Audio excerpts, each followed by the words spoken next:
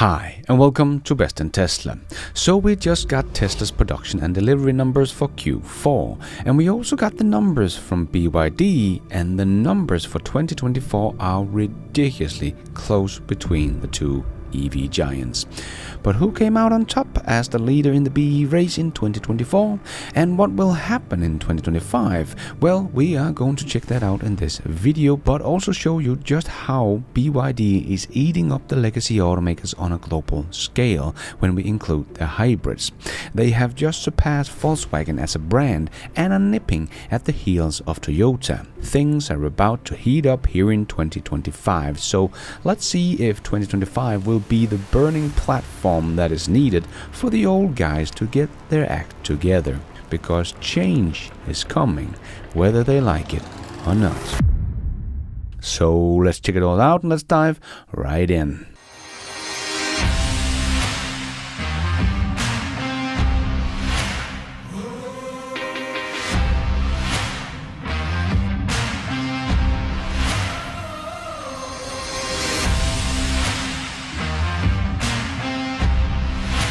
So we just got Tesla's delivery numbers, and unfortunately they did not beat last year's numbers or got over the magic milestone of 500,000 units in a quarter. But it was damn close. In the fourth quarter, Tesla produced just over 459,000 vehicles and delivered over 495,000 vehicles. So only about 5,000 units to get over that 500,000 unit mark. But please remember that just 4 years ago, Tesla did the unbelievable thing and delivered just shy of 500,000 units in the entire year of 2020. And now they're doing that for a quarter. And don't forget that short sellers like Mark Spiegel said back in 2014 that Tesla to get to 500,000 units in production in 2020 was absurd. But they did exactly that. And now, only 4 years later, they have delivered basically the same number here in 1 quarter. Not bad. And don't forget that their production numbers are much lower than their delivery numbers, so the cost to produce cars has not been too high, but they bring in a lot more money for all the vehicles sold. So going to be very exciting to see the actual earnings report when that come out later this month.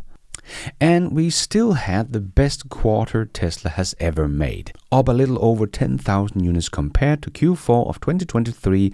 That was Tesla's previous all-time high.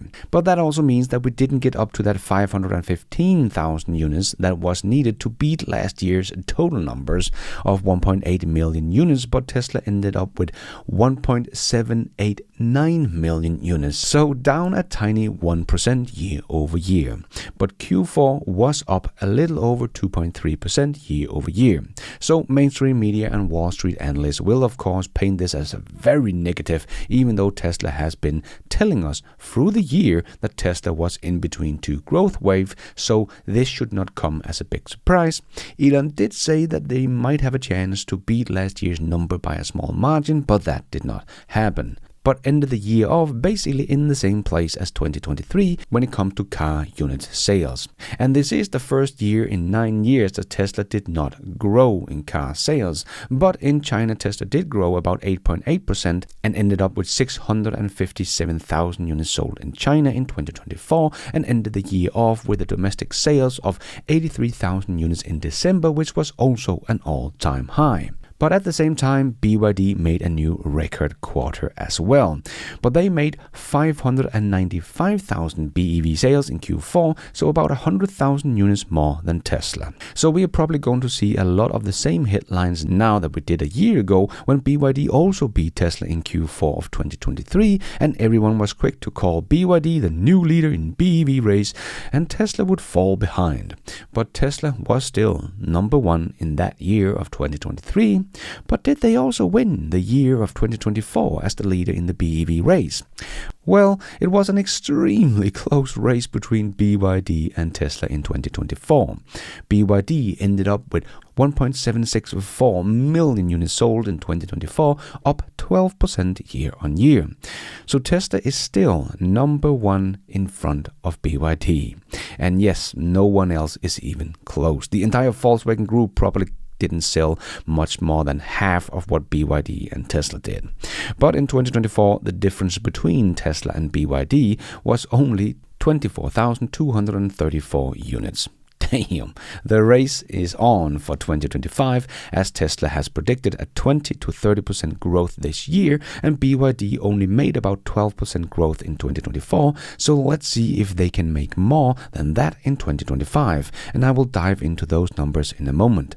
But no matter what, we saw that the stock went down after Tesla deliveries as Wall Street expected deliveries over 500,000. So because Tesla didn't hit their guesses from Wall Street, the stock is down. Seems very stupid and short-term thinking. But as we have been talking about before, Tesla's vehicle deliveries will soon be irrelevant when we have robotaxis and Optimus running in the streets. But another part of Tesla's business that is bringing in money right now is of course their energy business, and that is bringing in more money than what Tesla missed with their cars, but Wall Street doesn't even seem to look at it because they're just a car company. But their energy deployment did more than double in 2024, up 113% from 14.7 gigawatt hours in 2023 to 31.4 gigawatt hours in 2024. And in Q4 alone, they did deploy 11.4 gigawatt hours. So with a margin of around 30% on that business, that should do very good for Tesla's operating margins and easily make up for the shortage in car deliveries that Wall Street was missing. But as usually, they completely ignore everything else but delivery numbers of cars. Like Surpasses also pointed out on X, if the average Tesla vehicle earns $7,000 in gross profit, then Tesla's gross profit will be about 31 million less than expected. Just terrible. But Tesla reported a record energy deployment of 11.4 gigawatt hours for Q4. This was about 5.2 gigawatt hours higher than the average of the last 4 quarters deployments. If the average gross profits per gigawatt hours is $105 million, that will be equal to $546 million in incremental gross profit versus the last 4 quarters. Per Wall Street thinking, 31 million less from vehicles is much worse than 546 million more from energy. Objectively, energy gains is 17 times more than auto reduction versus expectation. Thus, Wall Street's reaction is dumb. Yes, and here in 2025 we have the Megapack factory in Shanghai opening as well, and Lathrop is running at full capacity, so we should see another huge growth year for Tesla's energy deployment in 2024. But what do you think they will deliver? Close to 40 gigawatt hours from Lathrop and maybe 20 gigawatt hours from Shanghai? What do you think? 60 gigawatt hours in 2025? Is that too high, or does that sound about right, or a little too low? Let me know your guess down below. But while we're speaking of BYD as well, they do sell more than just BEVs. But if we look at BYD today in terms of auto sales in general, including the hybrids, their story is even more impressive. Because according to the report out of China, BYD passed Volkswagen in November and only trailed Toyota in global auto sales. So that's pretty impressive. The rankings show that Toyota was the world's top automaker in November with sales of 667,000 vehicles. And BYD sold 417,000 vehicles, surpassing Volkswagen and ranking second in global auto sales in November. Volkswagen ranked third on the list with global sales of 401,000 vehicles. This is of course brands and not groups, but it is truly stunning how fast BYD has rised up the sales ranking and where it stands today. The 100% plug-in vehicle automaker still has ways to go to catch Toyota, but it seems inevitable that they will do so. And funny enough, BYD is supplying the core of Toyota's EV offering in China. Toyota simply can't compete on its own at the moment in the world's biggest auto market, which now sees more than 50% of new car sales having a plug. So funny to hear automotive analysts like Craig Irvin saying Tesla doesn't have anything Toyota doesn't have. But Toyota doesn't even have what BYD has. Toyota is so far behind in EV tech, they can't even compete in China on their own and have to get help from their competitors in China to make compelling EVs for the Chinese market. Toyota doesn't have anything Tesla or BYD have. They are still stuck in their old game. So pretty clear that BYD and Tesla are looking like the new kids in town that is going to take over and leave the legacy automakers in the dust.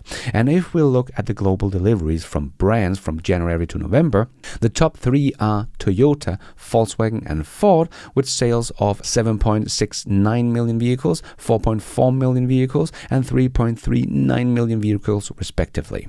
BYD's cumulative sales volume was 3.36 million vehicles, ranking fourth in the world. But for the full year 2024, BYD's vehicle sales amount to 4.27 million vehicles. So let's see if Ford is able to beat that, or if BYD has actually overtaken Ford here in 2024 and has become the third best-selling car brand in the world. Only 4 years ago, they hardly sold 500,000 units. So very impressive growth from BYD. So what will happen in 2025? Well, when it comes to Tesla, it is very difficult to predict, as we don't know exactly how Tesla will do the production of the two new, more affordable models. Tesla has said they will be using existing production lines, so don't know how that will work, or if the new refreshed Model Y will be much faster to produce and can increase Tesla's Model Y production, and how much of the unboxed production method they will be able to implement in the new production line, and how that will increase Tesla's production, and so on. So when it comes to Tesla, I will just stick with Tesla's prediction, as they have been very good at predicting production capacity over the last many years. And Tesla is saying 20 to 30% growth in 2025. So I'm going to say 25% in 25. So Tesla will end up with something like 2.25 million vehicles in 2025. But I do think this will be limited by production capacity, as Tesla is only awaiting regulatory approval for full self-driving version 13, supervised of course, in Europe and China. That is going to pull a huge demand lever for Tesla, as in both China and Europe, it will feel like Tesla went from zero to hero overnight, as what we have in Tesla cars today here in Europe is nothing that will blow people's mind. And people outside our little Tesla bubble don't know everything that is going on in the US with Tesla's full self-driving version 13, not even version 12. So to suddenly be able to experience version 13 is going to blow people's mind and make the demand for Tesla's car shoot up like a rocket, especially in China, where features like these are exactly what the Chinese people are looking for. And if Tesla by any means is able to get their unsupervised full self-driving to the US, the demand is going to reach escape velocity. So I personally don't think that Tesla's growth of only 25% in 2025 will be limited by demand, but by Tesla's production capacity. But we will see what Tesla has up their sleeves. But this is also why predicting Tesla is so difficult, as there are so many things to consider. But BYD, on the other hand, is a much more straightforward car manufacturer and don't have any full self-driving technologies to consider. But what we know right now about BYD's expansion plans is that in Hungary, BYD plans to start production in the second half of 2025, so we cannot expect too much of this plant in 2025, but be a bigger player in 2026, but we will still get some increase in production from that side. Then there is Brazil, where BYD currently have a plant under construction, which is set to become operational here in the early 2025, with a capacity of 150,000 units, so not the biggest plant, but that should get to a pretty decent production rate here in 2025. Then we know that another facility is planned in Turkey, but that is set to become operational by the end of 2026, so that is not going to do anything to BYD sales here in 2025. So that is basically all the plans I have been able to find for BYD in 2025. So I would say if they can expand their BEV sales by 200,000, that is probably a very good target for BYD to hit. But if Tesla then can do 25% growth, that would be about 450,000 units extra in 2025. So I think that Tesla will stay the #1 BEV producer in 2025 as well. But what do you think? Will BYD overtake Tesla in 2025, or will Tesla stay ahead? And what do you think Tesla's delivery numbers will be in 2025? Let me know in the comments below. And thank you for watching. And until next time, take care out there and be nice.